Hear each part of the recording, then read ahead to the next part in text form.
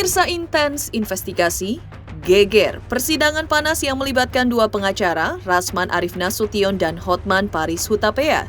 Agaknya kini berujung pada panas dan sanksi tegas yang dikeluarkan organisasi yang selama ini menaunginya, DPN Peradi Bersatu.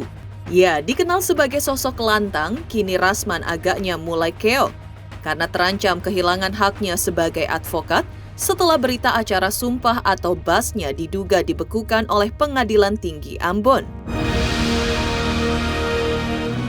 Lantas, seperti apa pula jalannya persidangan kode etik yang menyidangkan Rasman kemarin? Seperti apakah pula keputusan dan sanksi yang diberikan oleh DPN Peradi Bersatu? Benarkah di tengah badai yang menghantam, muncul pula sebuah kejutan dari Ketua Umum Peradi Otto Hasibuan terhadap hal ini? Benarkah pula alih-alih geram, Otto justru memberikan dukungan terhadap langkah DPN Peradi Bersatu yang meminta keringanan bagi Rasman sebagai advokat yang berhak mendapat pembinaan bukan hanya sanksi semata? Pemirsa, bersama intens investigasi, kami hadirkan kabar terkini, terpercaya dan teraktual. Tetapi sebelumnya jangan lupa untuk like, subscribe, dan juga share channel YouTube ini.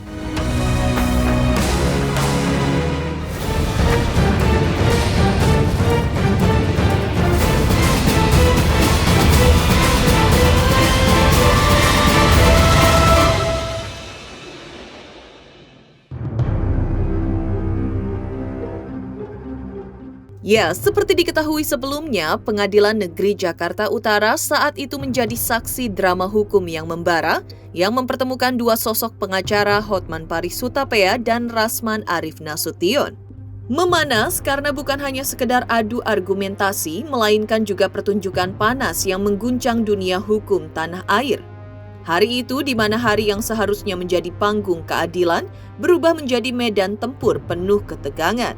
Akibat perdebatan sengit, suara tinggi yang saling bersahutan, serta atmosfer ruang sidang yang kian memanas, seakan mengubah Pengadilan Negeri Jakarta Utara menjadi arena gladiator. Sorotan tajam mengarah ke Rasman yang dituding bertanggung jawab besar terhadap terjadinya insiden ini. Namun, badai belum usai. Setelah pertunjukan dramatis di ruang sidang, giliran Dewan Pimpinan Nasional DPN Peradi Bersatu yang menjatuhkan palu sanksi terhadap Rasman.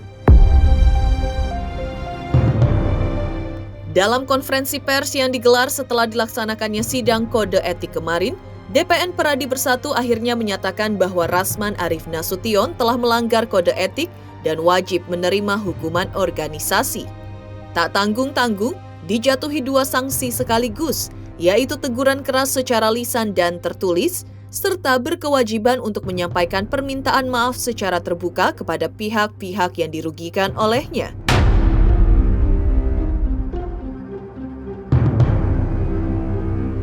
Kesempatan di sore hari ini, setelah mulai proses yang cukup panjang pada hari ini, maka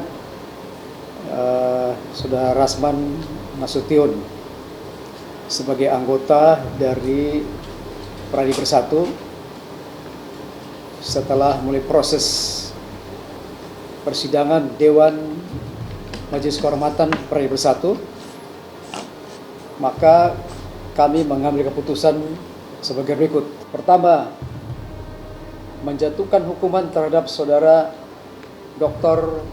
H.C.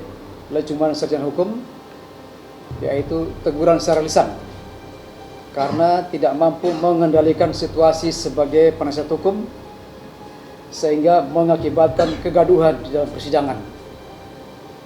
Jakarta, 14 Februari 2025, Majelis Kehormatan Dewan Peradi Bersatu. Yang kedua, menimbang dan seterusnya, mengingat dan seterusnya, memutuskan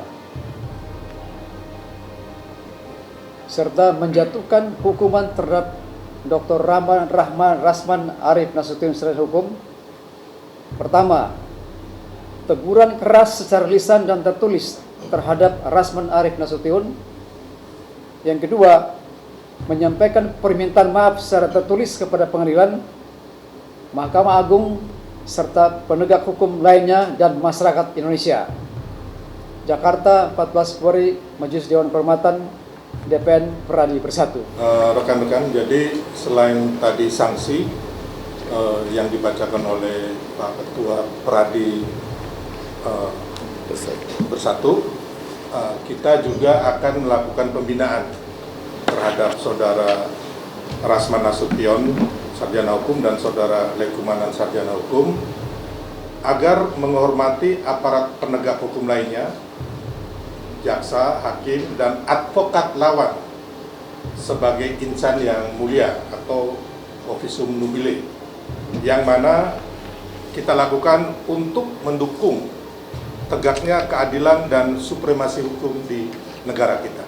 Putusan organisasi ini diambil berdasarkan Undang-Undang 18 tahun 2003 bagian keempat, penindakan yang dapat dikenakan dengan alasan pada pasal 6, 7, dan 8 bahwa peran organisasi sesuai dengan aturan dan perundang-undangan, bahwa apa yang dilakukan terhadap Saudara Rasman pada saat persidangan bukanlah sebagai menjalankan tugas sebagai advokat. Itu pointer alasan pertama, nanti mungkin di dalam putusan yang lebih lengkap ya. Bahwa alasan-alasan dijatuhkannya teguran keras secara lisan dan tertulis ini sudah sesuai dengan aturan yang ada di dalam Undang-Undang Advokat. Ya, sidang lanjutan kasus dugaan pencemaran nama baik yang melibatkan dua pengacara kondang, Rasman Arif Nasution dan Hotman Paris, Kamis 6 Februari 2025 lalu, memang diketahui berubah menjadi ajang kericuhan yang menghebohkan. Insiden ini tidak hanya menjadi perbincangan hangat di media sosial, tetapi juga memicu berbagai konsekuensi hukum bagi para pihak yang terlibat.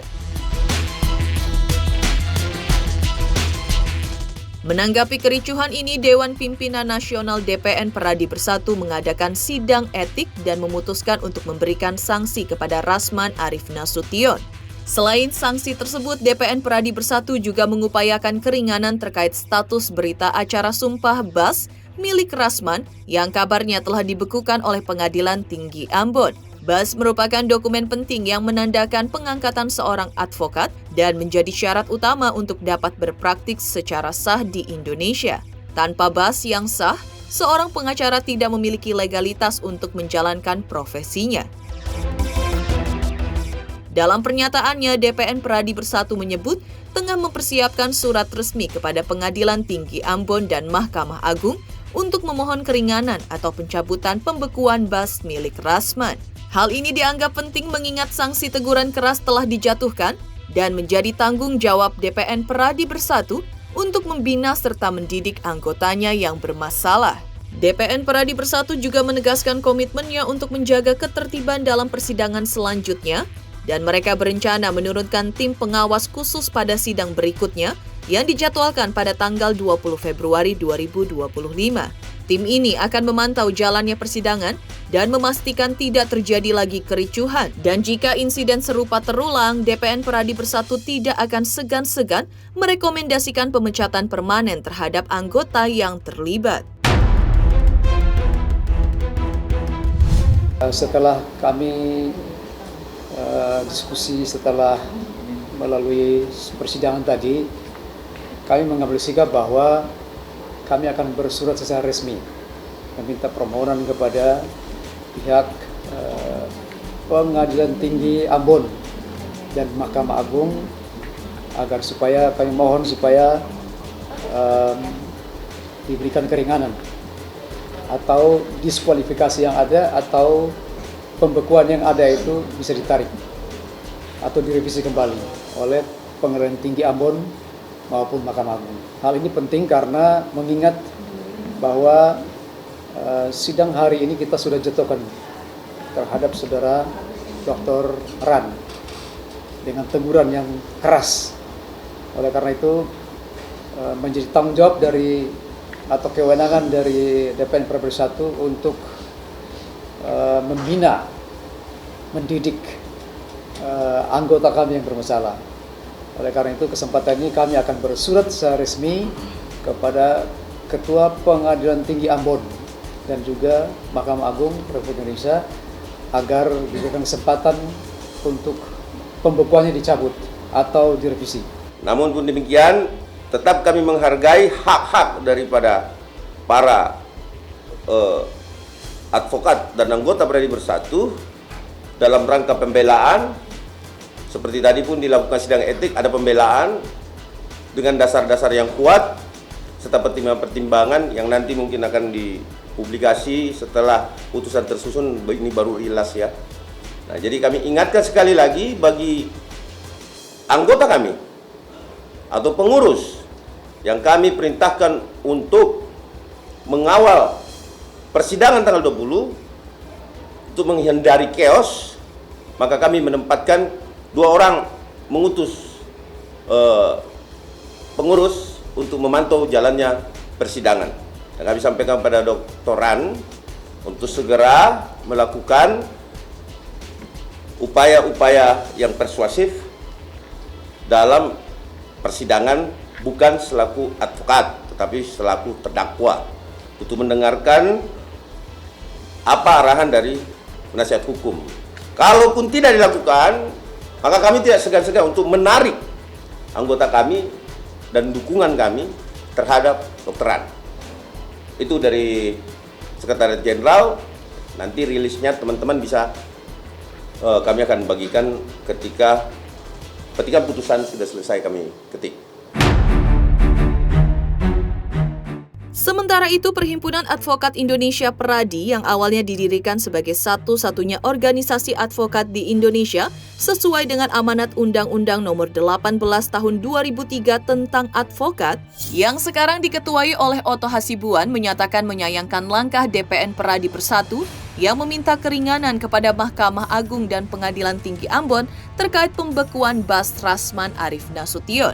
Menurutnya, tindakan tersebut dapat dianggap sebagai bentuk intervensi terhadap keputusan lembaga peradilan yang seharusnya independen. Oto juga menekankan bahwa setiap advokat harus bertanggung jawab atas perbuatannya dan organisasi advokat sebaiknya menghormati serta mendukung penegakan hukum tanpa mencoba mempengaruhi proses yang sedang berjalan. Ini kan salah satu penegak hukum. Artinya dalam artian bahwa dia mempunyai persiapan yang cukup keras dalam persiapan untuk bisa menegakkan hukum di Indonesia. Jadi kalau hakim juga hukum dengan cara ini, jaksa dengan cara begitu, polisi dengan cara yang maka dalam tugasnya sebagai adalah membela, sehingga itu seimbang. Karena kalau ada yang menuntut tapi ada yang bela kan nggak seimbang. Keadilan pada rakyat itu tidak susah. Jadi saya berharap sekali ya, makanya di dalam pendidikan profesi advokat ini tadi kita selalu bilang bahwa pendidikan tentang kode etik itu akan lebih banyak porsinya di dalam kurikulum. Karena kita menganggap bahwa betapapun hebatnya advokat, tapi kalau dia tidak memegang kode etik dengan baik, maka berpotensi untuk bisa merugikan kliennya. Bagaimana menegakkan keadilan hukum dan keadilan? Ya tentunya kita ini sangat menyayangkan kejadian itu. Tetapi kenapa itu bisa terjadi? Kan karena dibolehkannya juga organisasi advokat yang banyak di Indonesia kan. Tapi sampai itu risiko, itulah konsekuensi loh. Bilang hal itu nggak bisa disampaikan singkat, itu diskusinya panjang mengenai itu. Ya nanti suatu saat kita bisa jelaskan. Sebagai Ketua Umum Pradi, Oto Hasibuan pun juga menghimbau kepada seluruh advokat untuk selalu mengendalikan diri dalam ruang sidang. Betapapun sulit kondisinya, ia menekankan pentingnya menjaga sikap profesional dan menghormati proses peradilan. Pesan saya ya supaya advokat taati kode etik dengan baik, menjaga kehormatan, karena profesi advokat itu adalah profesi yang nobel, yang victim nobile. Advokat itu adalah primus inter pares, best among the best, maka dia harus menjaga kehormatan itu dalam Sementara itu, di tengah sanksi kepada Rasman akibat perbuatan yang dilakukannya, Rasman pun akhirnya menundukkan kepalanya usai menjalani sidang etik di DPN Peradi Bersatu pada Jumat 14 Februari 2025. Lalu seperti apa pernyataan maaf yang dibuat Rasman kemarin? Benarkah Rasman juga berjanji tak akan mengulangi perbuatannya kembali? Selamat untuk Intens Investigasi karena sudah mencapai 3 juta subscribers di YouTube. Sukses selalu dan all the best.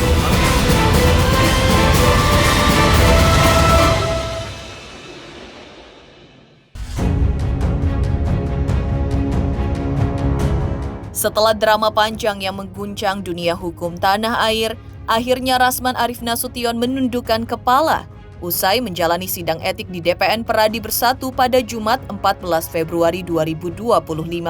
Ia resmi meminta maaf kepada berbagai pihak yang terdampak akibat kisruh persidangannya melawan Hotman Paris di Pengadilan Negeri Jakarta Utara. Saya menyatakan, pertama, memohon maaf yang sebesar-besarnya dan setulus-tulusnya kepada Bapak Ketua Mahkamah Agung Republik Indonesia beserta jajaran-jajaran di bawahnya yang berada di lingkungan Mahkamah Agung Republik Indonesia. Yang kedua, saya bersama Pak Lecumanan juga, tadi dengan Pak Lecumanan juga maksud saya ya, minta maaf kepada Pak Mahkamah Agung.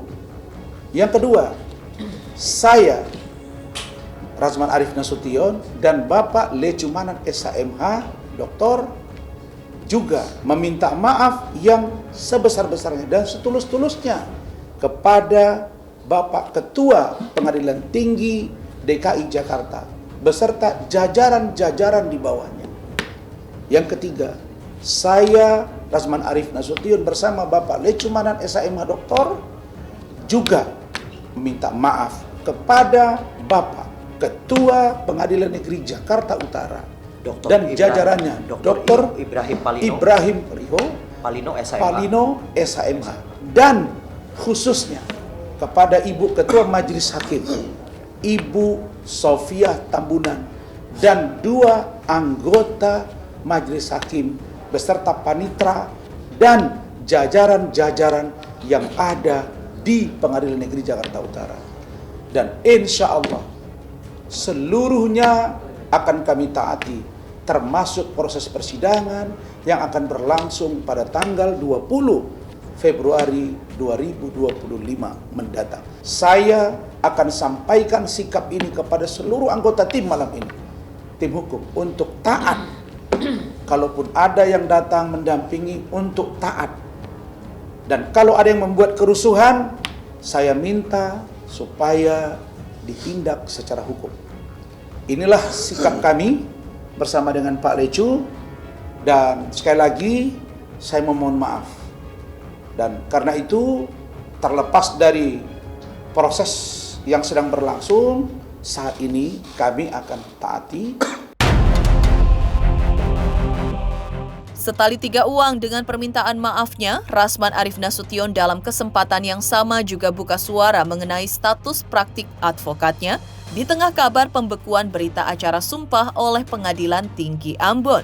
Menegaskan bahwa meskipun izin BAS-nya telah dibekukan, ia masih memiliki ruang gerak untuk berpraktik di ranah non-litigasi.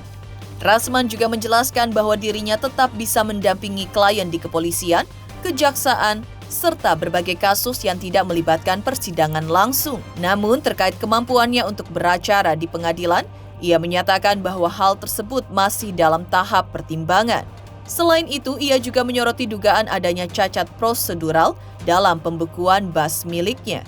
Menurutnya, proses administrasi yang dilakukan oleh Pengadilan Tinggi Ambon masih menyisakan sejumlah pertanyaan, sehingga ia menyerahkan sepenuhnya kepada DPN Peradi Bersatu untuk mengkomunikasikan hal ini dengan Mahkamah Agung dan pihak terkait.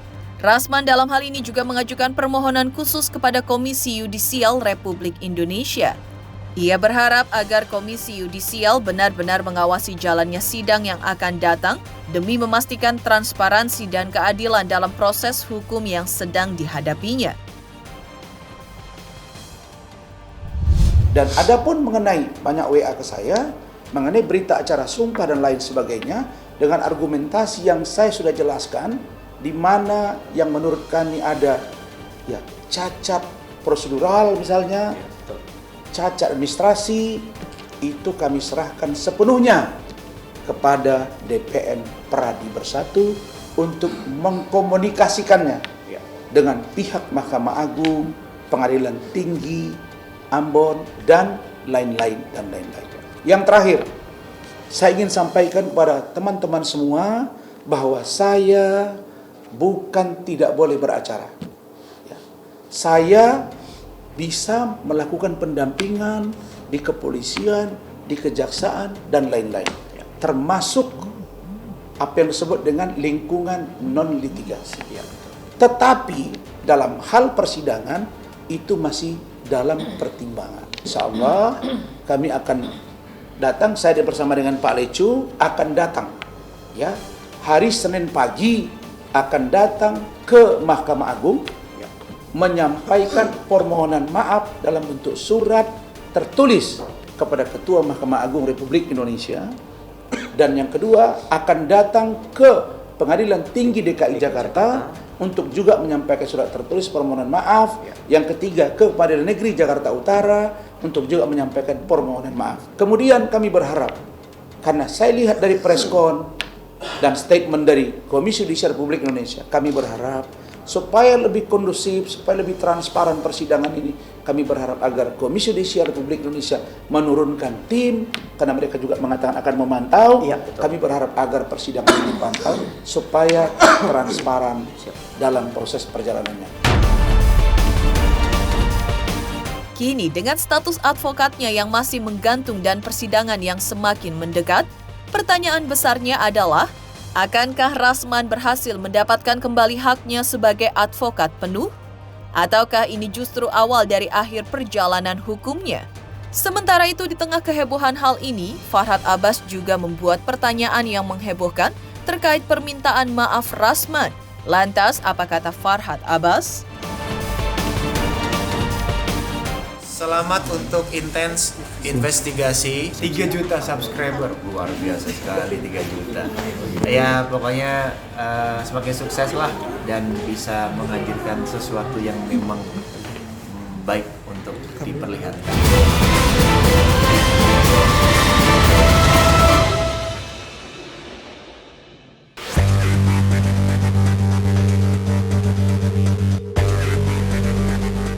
Di sisi lain, ketika publik masih mencerna permintaan maaf Rasman Arief Nasution kepada Mahkamah Agung dan Pengadilan Negeri Jakarta Utara, Farhad Abbas justru melontarkan pernyataan yang mengejutkan dengan nada tajam, menegaskan bahwa permintaan maaf saja tidak cukup untuk menghapus rekam jejak Rasman yang sudah diberhentikan dari berbagai organisasi advokat.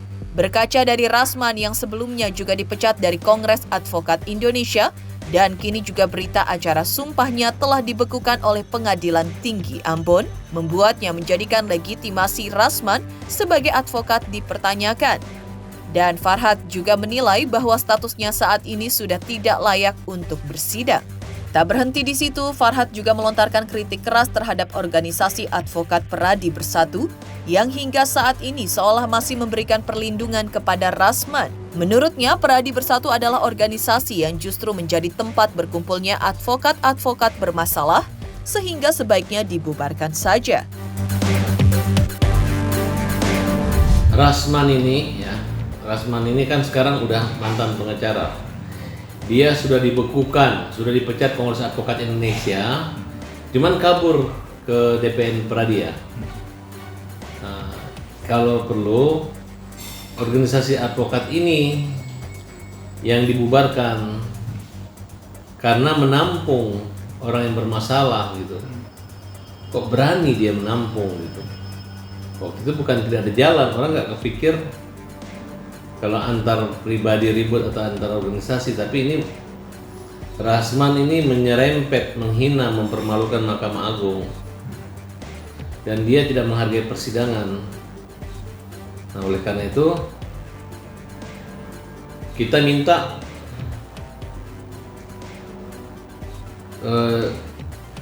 bagi Mahkamah Agung, Rasman ini waktu diproses etik itu Di mana? Di KAI. Nah, kemudian KAI minta dicabut suratnya. Ya, masalah dia pindah ke yang lain tidak ada masalah. Nah, nanti silahkan aja. Kalau dia merasa Mahkamah Agung itu tidak serius menghukum dia, nah silahkan aja coba berani organisasi advokat untuk menganulir putusan MA atau Pengadilan Tinggi Ambon. Jadi bagi kita, organisasi ini berupaya untuk melindungi Rasman. Ya, kalau dia mengatakan harus pergi, tidak perlu lagi minta maaf. Kalau sudah dimaafkan dia itu, cuman sudah dipecat kan. Nah, perlu 20 tahun lah dia puasa dulu jadi pengacara, baru dimaafkan. Demikian pemirsa kabar terkini, terpercaya dan teraktual yang kami hadirkan hari ini. Saksikan terus Intens Investigasi setiap hari Senin sampai dengan Jumat, tayang 5 kali sehari, pada Sabtu tayang 3 kali sehari, yaitu pada pukul 11 siang, 12 siang, 3 sore, 5 sore, dan 6 sore, tentunya hanya di YouTube channel. Dan pastikan jangan lupa untuk like, subscribe, share, dan juga komen channel Intens Investigasi.